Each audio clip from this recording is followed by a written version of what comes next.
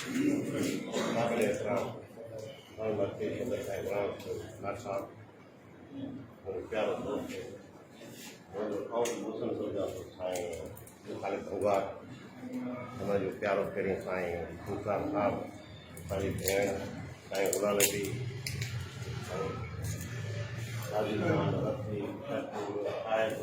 साईं वॾो जो आलम साहब लद्दारी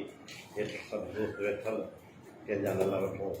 ऐं सभिनी खे पंहिंजे तरफ़ां दुआ सलाम महिरबानी तव्हांजो सभिनी जो अॼु अची गॾियायो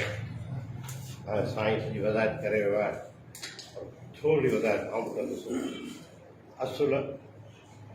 6-7 सालनि खां वठी तंज़ीम जेको सो झड़ाबंदी ग्रुप जी शिकार जॾहिं ही इलेक्शन कमीशन आई ऐं हिन इलेक्शन कमीशन अब्दुल खालिद साईं शाहिद साईं गुलाम नबी या जेकी कैबिनेट जा मेंबर हुआ ॿियूं ज़िला डिवीज़न सिंध जी इलेक्शन कराई ऐं उन इलेक्शन कराइण ते उन इलेक्शन जी रिज़ल्ट आहे जो साईं गुलाम सुलारा जी पार्टी वेठी हली हिननि खे इन जे तरफ़ां सलाम पेश करियां त वरी तंज़ीम असांजी करे विया ऐं इलेक्शन जी हिकु दफ़ा थी ॿिए दफ़ा थी पर उते इलेक्शन जी रिज़ल्ट खां पोइ जेका शइ थोरी घणी थी वई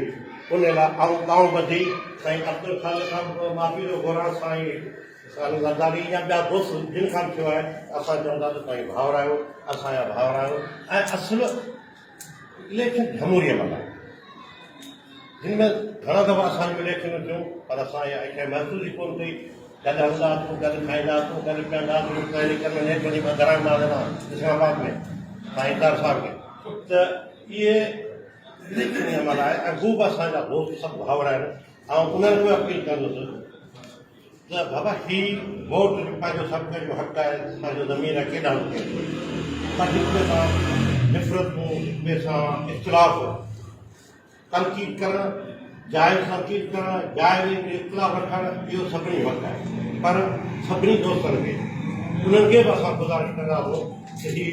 जेको कैबिनेट टूटिजी आई आहे इन सां तव्हां सभु गॾिजी हलो तव्हां पंहिंजे इदारनि में वेही अची उन्हनि ते तनक़ीद करियो हाणे तव्हांखे ख़बर आहे तव्हां जेके दोस्त पुराणा वेठा आहिनि था जॾहिं वेंदा हुआ असां सां उते वर्किंग कमेटियुनि में जनरल बॉडियुनि में वॾियूं तनक़ीदूं थींदियूं पर असां दिलि में कॾहिं बि कोन कई उन जे करे अॼु आऊं सभिनी दोस्तनि